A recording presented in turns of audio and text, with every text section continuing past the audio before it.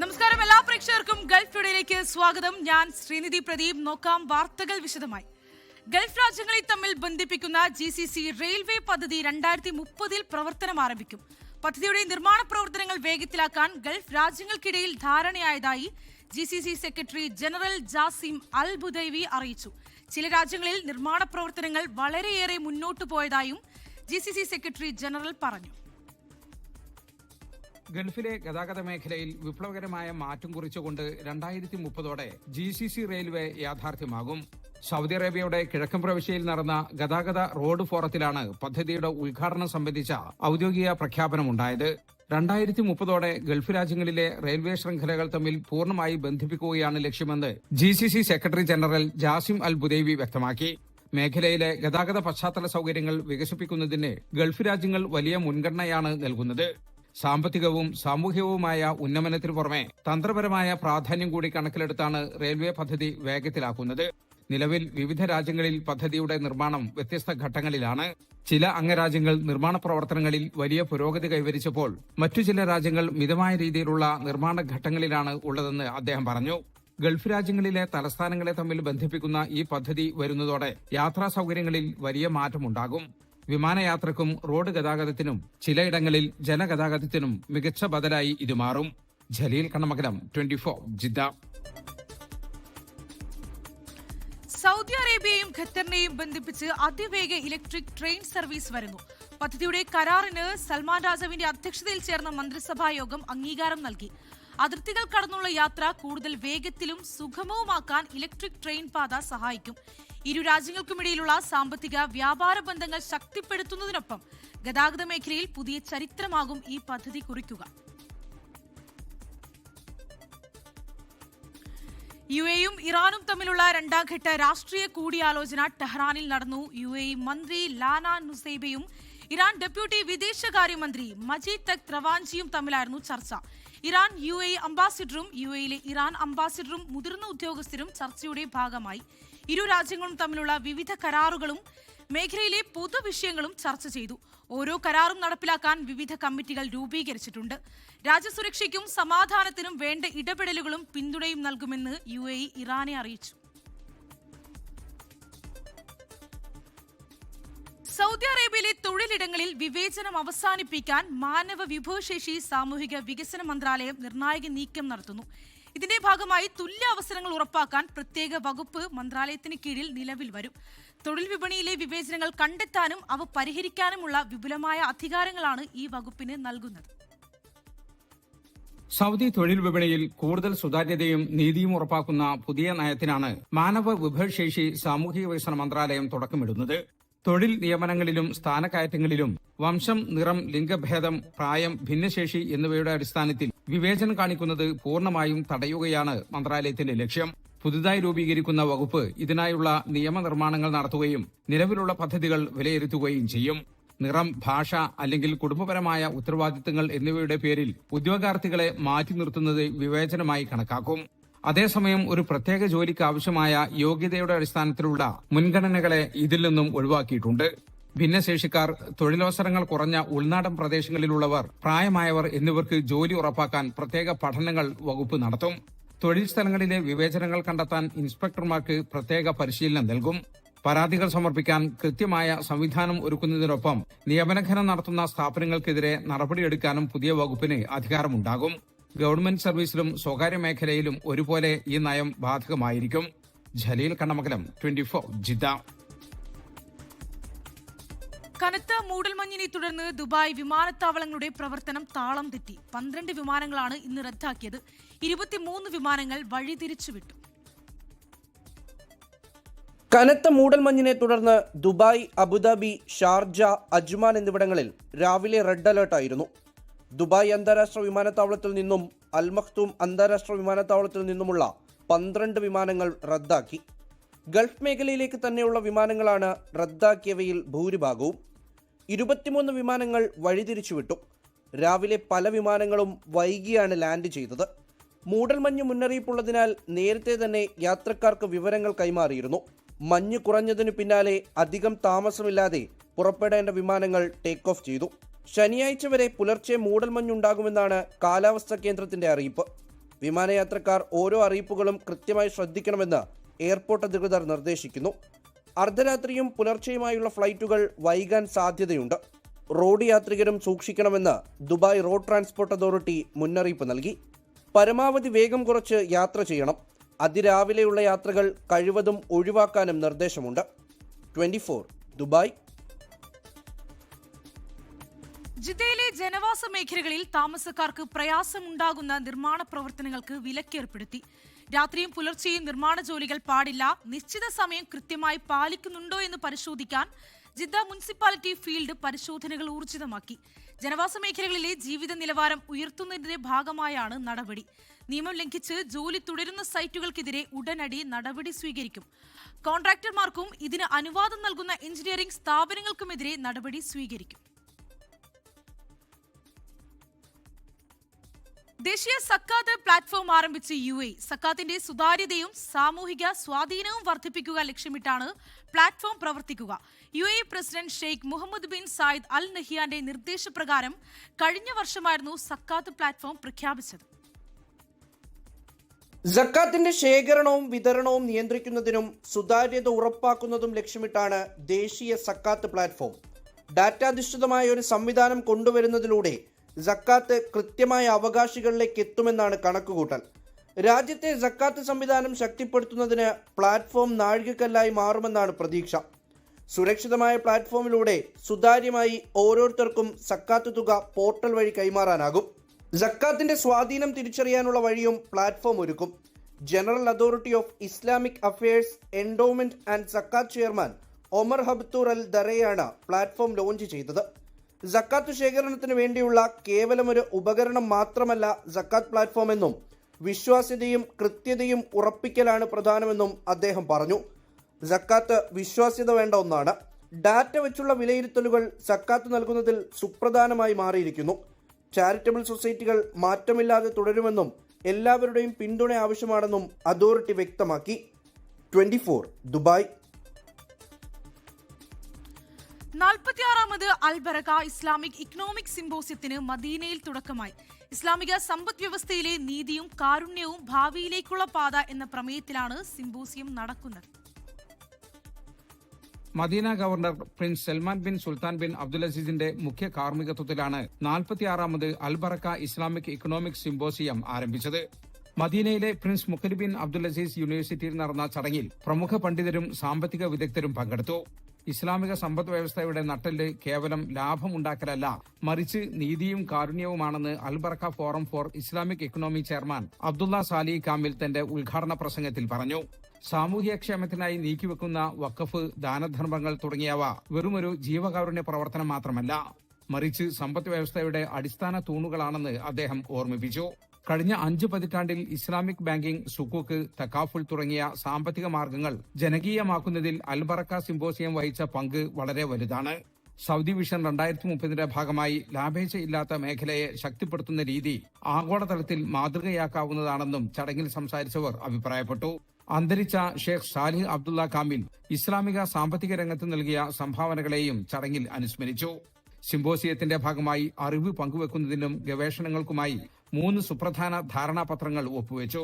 Medina Islamic university, ഇൻസിഫ് university, King Abdul Aziz university എന്നിവയുമായാണ് Al Baraka forum കരാറുകളിൽ ഏർപ്പെട്ടത്. Tunisian grand mufti Sheikh Hisham bin Mahmoud ഉൾപ്പെടെയുള്ള പ്രമുഖർ ചടങ്ങിൽ സംബന്ധിച്ചു. ജലീൽ കണമകലം, 24 ജിദ്ദ. ഷാർജയിൽ റെസ്റ്റോറന്റുകൾക്ക് റമദാനിൽ പകൽ ഭക്ഷണം ഉണ്ടാക്കാനും പ്രദർശിപ്പിക്കാനുമുള്ള പെർമിറ്റ് നൽകി തുടങ്ങി. പ്രത്യേക ഫീസ് നൽകി പെർമിറ്റ് നേടാനാകും. കർശന ഉപാധികളോടെയാണ് പെർമിറ്റ് നൽകുക. ഷാർജയിൽ റമദാനിൽ പകൽ സമയത്ത് ഭക്ഷണം പാചകം ചെയ്യാനും പ്രദർശിപ്പിക്കാനും പെർമിറ്റ് നിർബന്ധമാണ്. അർഹതയുള്ള കടകൾക്ക് ഷാർജ മുനിസിപ്പാലിറ്റിയുടെ വെബ്സൈറ്റിലൂടെ കൊമേഴ്ഷ്യൽ എസ്റ്റാബ്ലിഷ്മെന്റ് പെർമിറ്റിനായി അപേക്ഷിക്കാം. ചെറിയ റെസ്റ്റോറന്റുകൾക്ക് 500 ദിർഹമാണ് പെർമിറ്റ് ഫീസ്. കഫ്തീരിയകൾ, മധുരപലഹാര കടകൾ തുടങ്ങിയവയ്ക്കും പെർമിറ്റ് നിർബന്ധമാണ്. കടയുടെ മുൻവശത്ത് തന്നെ ഭക്ഷണം പ്രദർശിപ്പിക്കണം. മണൽ നിറഞ്ഞ പാതകളിൽ ഭക്ഷണം വയ്ക്കാൻ പാടില്ല. തുരുമ്പെടുക്കാത്ത ലോഹപാത്രമാകണം ഭക്ഷണം പാകം ചെയ്യാൻ ഉപയോഗിക്കേണ്ടത്. 100 സെന്റിമീറ്റർ നീളമുള്ള ഗ്ലാസ് ഡിസ്പ്ലേ കേസിലാകണം ഭക്ഷണം ഉണ്ടാക്കി വെക്കേണ്ടത്. അലൂമിനിയം ഫോയിൽ ഉപയോഗിച്ച് മൂടി വെക്കണം. ഭക്ഷണം ഉചിതമായ താപനിലയിൽ സൂക്ഷിക്കണം തുടങ്ങിയവയാണ് നിബന്ധനകൾ. ഷോപ്പിംഗ് മാളുകളിൽ ഭക്ഷണമുണ്ടാക്കുന്നതിനും പ്രദർശിപ്പിക്കുന്നതിനും 3000 ദിർഹമാണ് പെർമിറ്റ് ഫീ നൽകേണ്ടത്. പകൽ സമയത്ത് റെസ്റ്റോറന്റ് ഹാളിലേക്ക് ആളുകളെ പ്രവേശിപ്പിക്കാൻ പാടില്ല. അടുക്കളയ്ക്കുള്ളിൽ മാത്രമേ പാചകം ചെയ്യാൻ പാടുള്ളൂവെന്നും നിബന്ധനയുണ്ട്. 24 ദുബായ്. വിശുദ്ധ റമദാൻ മാസത്തോടനുബന്ധിച്ച് മദീനയിലെ മസ്ജിദുൻ നബവിയിൽ വിപുലമായ മതപഠന ക്ലാസുകൾ ആരംഭിക്കും. ഹറം മതകാര്യ വകുപ്പിന്റെ മേൽനോട്ടത്തിൽ മുതിർന്ന പണ്ഡിത സഭയിലെ അംഗങ്ങളാണ് ക്ലാസുകൾക്ക് നേതൃത്വം നൽകുന്നത്. നാളെ ആരംഭിക്കുന്ന വിജ്ഞാന സദസ്സുകൾ റമദാൻ 20 വരെ ഉണ്ടാകും.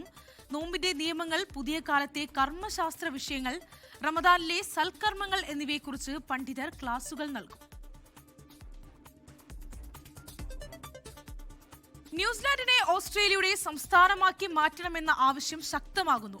പുതിയ സംവാദത്തിന് തുടക്കമിട്ട് രാഷ്ട്രീയ വിമർശകനും അഭിപ്രായ സർവേ വിദഗ്ധനുമായ ഡേവിഡ് ഫെറാർ ഓസ്ട്രേലിയയിൽ നിന്ന് പെനീന മാത്യു തയ്യാറാക്കിയ റിപ്പോർട്ട് കാണാം. ഓസ്ട്രേലിയൻ സംസ്ഥാനമായി ന്യൂസിലൻഡിനെ മാറ്റുന്നത് സംബന്ധിച്ചുള്ള ദീർഘകാല ചർച്ചകൾ വീണ്ടും ശക്തമായി. ന്യൂസിലൻഡിലെ പ്രമുഖ രാഷ്ട്രീയ വിമർശകനും അഭിപ്രായ സർവേ വിദഗ്ധനുമായ ഡേവിഡ് ഫെറർ അടുത്തിടെ നടത്തിയ അഭിപ്രായ പ്രകടനമാണ് ഈ സംവാദങ്ങൾക്ക് പുതിയ ജീവൻ നൽകിയിരിക്കുന്നത്.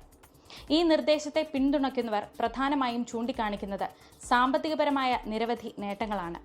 ഇരു രാജ്യങ്ങൾക്കും ഒരുമിച്ച് ഒരു വലിയ സാമ്പത്തിക ശക്തിയായി മാറാനും വിപുലമായ ഒറ്റ വിപണി സൃഷ്ടിക്കാനും അതുവഴി ആഗോളതലത്തിൽ കൂടുതൽ ശക്തമായ സ്വാധീനം ചെലുത്തുവാനും സാധിക്കുമെന്നാണ് അവരുടെ വാദം. എന്നാൽ ന്യൂസിലൻഡ് പ്രധാനമന്ത്രി ക്രിസ്റ്റഫർ ലക്സൺ ഉൾപ്പെടെയുള്ള ഈ ആശയത്തെ ശക്തമായി എതിർക്കുന്നവർ ഉയർത്തുന്ന പ്രധാന ആശങ്ക ന്യൂസിലൻഡിന്റെ പരമാധികാരം നഷ്ടപ്പെടും എന്നുള്ളതാണ്. തനതായ സാംസ്കാരിക വ്യക്തിത്വവും രാഷ്ട്രീയ സ്വയംഭരണവും ഇല്ലാതാകുന്നത് ഒരു പ്രധാന പ്രശ്നമായി അവർ കാണുന്നു. ഇരു രാജ്യങ്ങൾക്കുമിടയിലുള്ള വ്യത്യസ്തമായ രാഷ്ട്രീയ മുൻഗണനകളും നിയമവ്യവസ്ഥകളും ഈ ഏകീകരണത്തിന് വെല്ലുവിളിയാകുമെന്നും എതിർക്കുന്നവർ വാദിക്കുന്നു. ചരിത്രപരമായ രേഖകൾ പ്രകാരം 19ാം നൂറ്റാണ്ടിൽ പോലും ബ്രിട്ടീഷ് സാമ്രാജ്യത്തിന്റെ ഭാഗമായിരിക്കുമ്പോൾ തന്നെ ഇത്തരം ഒരു ഏകീകരണത്തിനുള്ള സാധ്യതകൾ ബ്രിട്ടനും ഓസ്ട്രേലിയയും ചർച്ച ചെയ്തിരുന്നു. കാലാകാലങ്ങളിൽ ഉയർന്നു വരുന്ന ഈ നിർദ്ദേശം കേവലം രാഷ്ട്രീയപരമായ ഒരു നീക്കമായി കാണാനാവില്ല. ഇത് ഓഷ്യാനൻ മേഖലയിലെ 2 അയൽ രാജ്യങ്ങളുടെ ദേശീയ സ്വത്വം, ഭാവി, സാമ്പത്തിക നിലനിൽപ്പ് എന്നിവയെക്കുറിച്ചുള്ള ആഴത്തിലുള്ള ചോദ്യങ്ങൾ ഉയർത്തുന്നു.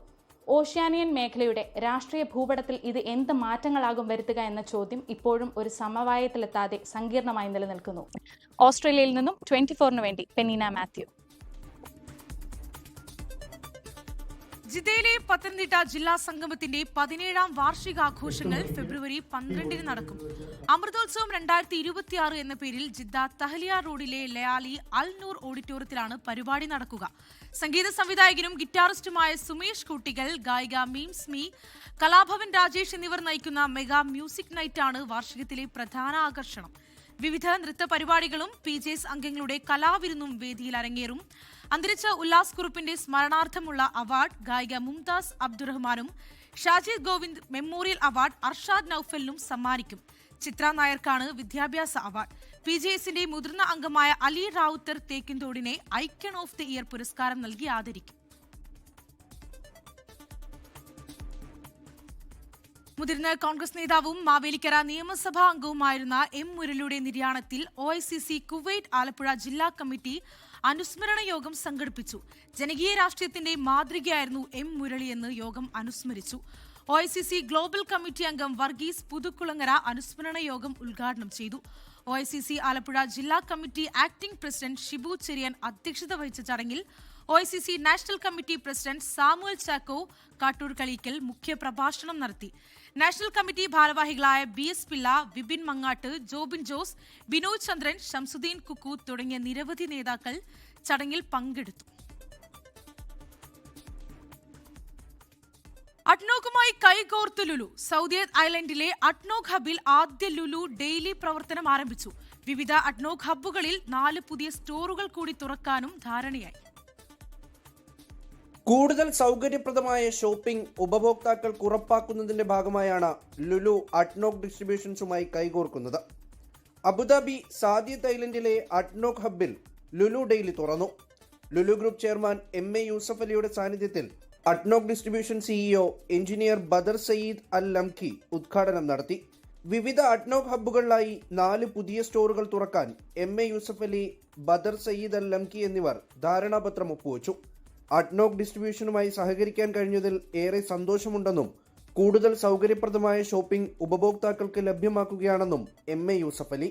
We are very happy to inaugurate this Lulu Daily cooperation with ADNOC, and now they started this new innovation as hub, children's amusement, supermarket and coffee shop, food court, all. So this is good for the residents in this area and the people, those who are passing through this area. And we are very happy to collaborate with ADNOC. The hub by ADNOC പദ്ധതിയുടെ പ്രധാനപ്പെട്ട ചുവടുവയ്പ്പാണ് ലുലുവുമായുള്ള സഹകരണമെന്നും കൂടുതൽ മികച്ച സേവനം ഉറപ്പാക്കാൻ ലുലുവിന്റെ സാന്നിധ്യം കരുത്താകുമെന്നും ADNOC distribution CEO engineer Badr Saeed Al Lamki പറഞ്ഞു. 16,566 സ്ക്വയർ ഫീറ്റിലുള്ള ലുലു ഡെയിലി സ്റ്റോറിൽ ദൈനംദിന ഉൽപ്പന്നങ്ങളുടെ വിപുലമായ ശേഖരമാണ് ഉള്ളത്. ADNOC chief operating officer Claus Mandel, ADNOC chief marketing officer Jaclyn El Boghdadi, ADNOC chief shared services and technical officer Saeed Al Ahbabi, Lulu group executive director Ashraf Ali MA, CEO Saifee Rupawala, chief operating and strategy officer Saleem VA, marketing and communication director V Nandakumar, project development director Abubacker T, Abu Dhabi and Al Dhafra director Ajay Kumar തുടങ്ങിയവരും ഉദ്ഘാടനത്തിന്റെ ഭാഗമായി. 24 Dubai. ഓസ്ട്രേലിയയിലെ വിക്ടോറിയയിൽ വളർത്തുനായയെ രക്ഷിക്കാൻ ശ്രമിച്ചയാളെ kangaroo ക്രൂരമായി ആക്രമിച്ചു. ഗുരുതരമായി പരിക്കേറ്റയാൾ ആശുപത്രിയിൽ ചികിത്സയിലാണ്. ഓസ്ട്രേലിയയിൽ നിന്ന് സ്മിത നായർ തയ്യാറാക്കിയ റിപ്പോർട്ടിലേക്ക്. ഓസ്ട്രേലിയയിലെ വടക്കുകിഴക്കൻ വിക്ടോറിയയിൽ കങ്കാരുവിന്റെ ആക്രമണത്തിൽ ഒരാൾക്ക് ഗുരുതര പരിക്കേറ്റു. തന്റെ വളർത്തുനായയെ രക്ഷിക്കുന്നതിനിടയിലാണ് സംഭവം ഉണ്ടായത്. കോൾ എന്നയാളും സുഹൃത്തും സമീപത്തെ കുളത്തിനരികിൽ നിന്ന് നായ കുരയ്ക്കുന്ന ശബ്ദം കേട്ട് സ്ഥലത്തെത്തുകയായിരുന്നു. അവിടെ നായയെ പിടിക്കാൻ ശ്രമിക്കുന്ന ഒരു കങ്കാരുവിനെയാണ് അവർ കണ്ടത്. നായയെ രക്ഷിക്കാൻ കോൾ കങ്കാരുവിനെ പിന്തിരിപ്പിക്കാൻ ശ്രമിച്ചെങ്കിലും കങ്കാരു അപ്രതീക്ഷിതമായി ഇദ്ദേഹത്തെ ആക്രമിക്കുകയായിരുന്നു. ആക്രമണത്തിൽ കോൾ നിലത്ത് വീഴുകയും ശരീരത്തിന്റെ വിവിധ ഭാഗങ്ങളിൽ പരിക്കേൽക്കുകയും ചെയ്തു. സുഹൃത്തിന്റെ സമയോചിതമായ ഇടപെടൽ കാരണം കങ്കാരു ഓടിമറഞ്ഞു. ആക്രമണം ഏതാനും നിമിഷങ്ങൾ മാത്രമേ നീണ്ടുനിന്നുള്ളൂ എങ്കിലും കോളിന് ഗുരുതരമായ പരിക്കുകൾ ഏൽക്കുകയും ആശുപത്രിയിൽ പ്രവേശിപ്പിക്കുകയും ചെയ്തു. മണിക്കൂറുകളോളം ചികിത്സ നൽകിയതിനു ശേഷമാണ് അദ്ദേഹത്തെ ഡിസ്ചാർജ് ചെയ്തത്. വന്യജീവി വിദഗ്ധർ ചൂണ്ടിക്കാട്ടുന്നത് ഇത്തരം ആക്രമണങ്ങൾ അപൂർവമാണെങ്കിലും കാട്ടുമൃഗങ്ങളുടെ പെരുമാറ്റം പൂർണ്ണമായി പ്രവചിക്കാൻ കഴിയില്ലെന്നാണ്. കോൾ പൂർണ്ണമായി സുഖം പ്രാപിക്കുമെന്നാണ് ലഭിക്കുന്ന വിവരം. വന്യജീവികളുമായി അടുത്തിടപഴകുമ്പോൾ, പ്രത്യേകിച്ചും നായ പോലെയുള്ള മൃഗങ്ങൾ കൂടെയുള്ളപ്പോൾ കൂടുതൽ ജാഗ്രത പാലിക്കണമെന്ന് അധികൃതർ മുന്നറിയിപ്പ് നൽകി. ഓസ്ട്രേലിയയിൽ നിന്നും 24-ന് വേണ്ടി സ്മിത നായർ. കുവൈറ്റിലെ സാമൂഹ്യ സാംസ്കാരിക രംഗത്ത് സജീവമായ കോഴിക്കോട് ജില്ലാ NRI അസോസിയേഷൻ സംഘടിപ്പിക്കുന്ന മലബാർ മഹോത്സവം വെള്ളിയാഴ്ച നടക്കും. അബ്ബാസിയ ഇന്ത്യൻ സെൻട്രൽ സ്കൂൾ ഓപ്പൺ ഗ്രൗണ്ടിലാണ് പ്രവാസി മലയാളികൾക്കായി കലാവിരുന്നൊരുക്കിയിരിക്കുന്നത്. ഉച്ചയ്ക്ക് 2 മണിക്ക് മൈലാഞ്ചി മത്സരത്തോടെ പരിപാടികൾക്ക് തുടക്കമാകും. വൈകുന്നേരം നടക്കുന്ന സാംസ്കാരിക സമ്മേളനം നടനും നിർമ്മാതാവുമായ ഹരീഷ് പേരടി ഉദ്ഘാടനം ചെയ്യും. തുടർന്ന് ഗായിക മഞ്ജരിയും ബാൻഡും നയിക്കുന്ന ലൈവ് മ്യൂസിക്കൽ കൺസേർട്ടും ആസിഫ് കാപ്പാടിന്റെ സംഗീത വിരുന്നും അരങ്ങേറും. അറബ് ഇന്ത്യൻ നൃത്തങ്ങൾ, ഗസൽ വിരുന്ന്, സാഹിത്യ പ്രതിഭകൾക്കായി നടത്തിയ കഥാരസം, മത്സര വിജയികളെ പ്രഖ്യാപിക്കൽ എന്നിവയും നടക്കും. കോഴിക്കോട്ടങ്ങാടി എന്ന് പേരിട്ടിരിക്കുന്ന വേദിയിലേക്ക് എല്ലാ പ്രവാസി മലയാളി സുഹൃത്തുക്കളെയും സ്വാഗതം ചെയ്യുന്നതായി വാർത്താ സമ്മേളനത്തിൽ ഭാരവാഹികൾ അറിയിച്ചു. President Santhosh, general secretary Shyam Prasad തുടങ്ങിയവർ വാർത്താ സമ്മേളനത്തിൽ പങ്കെടുത്തു. ദുബായ് ഹെൽത്തിന്റെയും ദുബായ് എമിഗ്രേഷന്റെയും സഹകരണത്തോടെ എമിഗ്രേഷൻ ആസ്ഥാനത്ത് രക്തദാന ക്യാമ്പ് സംഘടിപ്പിച്ചു. ക്യാമ്പിൽ നിരവധി ജീവനക്കാർ രക്തം ദാനം ചെയ്തു. സാമൂഹിക ഉത്തരവാദിത്വ ബോധവും സേവന മനോഭാവവും പ്രകടിപ്പിച്ച പരിപാടിയിൽ ജീവനക്കാരുടെ സജീവ പങ്കാളിത്തം കൊണ്ട് ശ്രദ്ധേയമായി. സർക്കാർ സ്ഥാപനമായ GDRFA ദുബായ് നിയമനിർവഹണ ചുമതലകൾക്കൊപ്പം സാമൂഹിക ക്ഷേമ പ്രവർത്തനങ്ങൾക്കും വലിയ പ്രാധാന്യം നൽകുന്ന ഡിപ്പാർട്ട്മെന്റാണെന്ന് ജനറൽ ഡയറക്ടറേറ്റ് അറിയിച്ചു. മാർ സ്തേഫാനോസ് സഹദിയുടെ ഓർമ്മ പെരുന്നാൾ നൈജീരിയയിൽ ആഘോഷിച്ചു. UK, യൂറോപ്പ്, ആഫ്രിക്ക ഭദ്രാസനാധിപൻ ചടങ്ങുകൾക്ക് നേതൃത്വം നൽകി. സെന്റ് സ്റ്റീഫൻസ് ഇന്ത്യൻ ഓർത്തഡോക്സ് ഇടവകയുടെ നേതൃത്വത്തിൽ മാർ സ്തേഫാനോസ് സഹദിയുടെ ഓർമ്മ പെരുന്നാളും പൊതുസമ്മേളനവും നൈജീരിയയിലെ ലാഗോസിൽ നടന്നു. UK, യൂറോപ്പ്, ആഫ്രിക്ക ഭദ്രാസനാധിപൻ എബ്രഹാം മാർ സ്തേഫാനോസ് മെത്രാപ്പൊലീത്ത പെരുന്നാൾ ചടങ്ങുകൾക്ക് കാർമ്മികത്വം നൽകി. സന്ധ്യാ നമസ്കാരം, വചന ശുശ്രൂഷ, പ്രദക്ഷിണം എന്നിവയ്ക്ക് പുറമെ നടന്ന പൊതുസമ്മേളനത്തിൽ വിവിധ മലയാള ക്രൈസ്തവ സഭാപ്രതിനിധികൾ, പ്രമുഖ വ്യക്തികൾ തുടങ്ങിയവർ ആശംസകൾ അറിയിച്ചു. നൈജീരിയയിലെ ഗ്രീക്ക്, കോപ്റ്റിക്, ഓർത്തഡോക്സ് സഭാ ആസ്ഥാനങ്ങൾ അദ്ദേഹം സന്ദർശിച്ചു. ഇന്ത്യൻ കോൺസുലേറ്റ് ജനറൽ സി കണ്ണനുമായും അദ്ദേഹം കൂടിക്കാഴ്ച നടത്തി. ഭദ്രാസന secretary father Varghese P Mathew, saint Stephen's ഇടവക വികാരി റവറൻ ഫാദർ ജെബിൻ ജോൺ ജോസഫ് എന്നിവർ നേതൃത്വം നൽകി. Blesson Cheruvakkal, 24, Nigeria. Al Sharq health കെയറിന്റെ നേതൃത്വത്തിൽ ഫുജൈറയിൽ മെഗാ മെഡിക്കൽ ക്യാമ്പ് സംഘടിപ്പിക്കുന്നു. ഈ മാസം 13-ന് സഫീർ ഹൈപ്പർ മാർക്കറ്റിന് എതിർവശത്തുള്ള അൽ ഷാർക്ക് മെഡിക്കൽ സെന്റർ എത്തിഹാദിലാണ് സൗജന്യ മെഡിക്കൽ ക്യാമ്പ് നടക്കുക. ഡോക്ടർ കൺസൾട്ടേഷന് പുറമെ രക്തസമ്മർദ്ദം, BMI പരിശോധന, റാൻഡം ബ്ലഡ് ഷുഗർ, HbA1c പരിശോധന, ആവശ്യമുള്ളവർക്ക് ECG എന്നിവ ക്യാമ്പിൽ ലഭിക്കും. വിദഗ്ധ ഡോക്ടർമാർ ക്യാമ്പിന് നേതൃത്വം നൽകുമെന്ന് group marketing manager Shahul Rawther അറിയിച്ചു. ലാബ്, റേഡിയോളജി, മെഡിക്കൽ പ്രൊസീജിയറുകൾ, ഡെന്റൽ സേവനങ്ങൾ എന്നിവയിൽ 20% പ്രത്യേക ഇളവും ക്യാമ്പിന്റെ ഭാഗമായി പ്രഖ്യാപിച്ചിട്ടുണ്ട്. ലോകത്തെവിടെയായാലും ഏത് സമയത്തും 24 വാർത്തകളും ഓഗ്മെന്റഡ് റിയാലിറ്റി പാക്കേജുകളും എക്സ്പ്ലെയിനറുകളും വിശദമായി കാണാൻ ഞങ്ങളുടെ യൂട്യൂബ് ചാനൽ നിങ്ങൾക്ക് സബ്സ്ക്രൈബ് ചെയ്യാം.